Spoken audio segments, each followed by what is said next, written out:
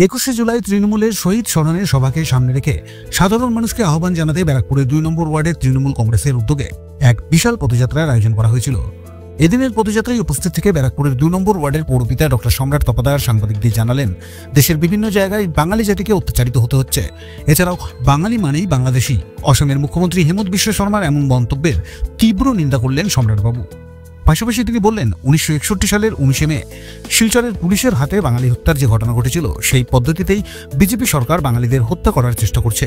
সার্বিকভাবে জাতি, ধর্ম, বর্ণ নির্বিশেষে বাংলার সুস্থ বাতাবরণ বজায় রাখতে উদ্যত তৃণমূল সরকার। আঞ্চলিকতাবাদ ও ভাষাবাদকে উস্কে দিয়ে জাতির নামে বিভেদ সৃষ্টি করছে বিরোধীরা। তাদের হুঁশিয়ারি দেওয়া হলো এই মিছিল থেকে।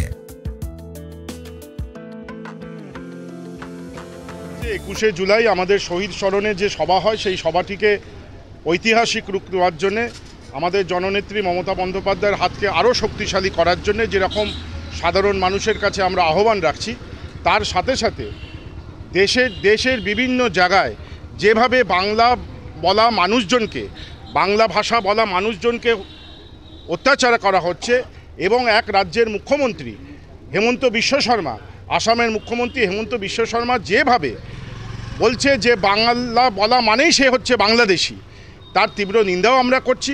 তার সাথে সাথে আমরা এটাও বলতে আপনাদের মাধ্যমে জানাচ্ছি যে যেভাবে 19শে মে 1961 সালে শিলচরে 11টা বাঙালিকে পুলিশ হত্যা করে বাংলা ভাষাকে স্তব্ধ করতে চেয়েছিল, ঠিক সেমনিভাবেই ওখানকার আসামের বিজেপি সরকার সেই ফ্যাসিস্ট কায়দায় আবার বাঙালিদেরকে হত্যা করার চেষ্টা করছে। আমরা সার্বিকভাবে জাতি, ধর্ম, বর্ণ, ভাষা নির্বিশেষে আমরা বাংলায় যে সুস্থ বাতাবরণ, যে শান্তির বাতাবরণে আমরা আছি, সেই বাতাবরণকে যেরকম আমরা মজবুত করব, আমাদের নেতা অভিষেক বন্দ্যোপাধ্যায়ের হাতকে যেরকম মজবুত করব, নেত্রীর ভাবধারাকে যেরকম মানুষের মধ্যে ছড়িয়ে দেব, তার সাথে সাথে এই আঞ্চলিকতাবাদ, এই ভাষাবাদ যারা উস্কে মানুষকে হত্যা করতে চাইছে, যারা মানুষের মধ্যে জাতির নামে বজ্জাতি করছে, তাদেরকেও আমরা হুঁশিয়ারি দিলাম। আমাদের ব্যারাকপুর থেকে তপন রায়, আজকের সংবাদ।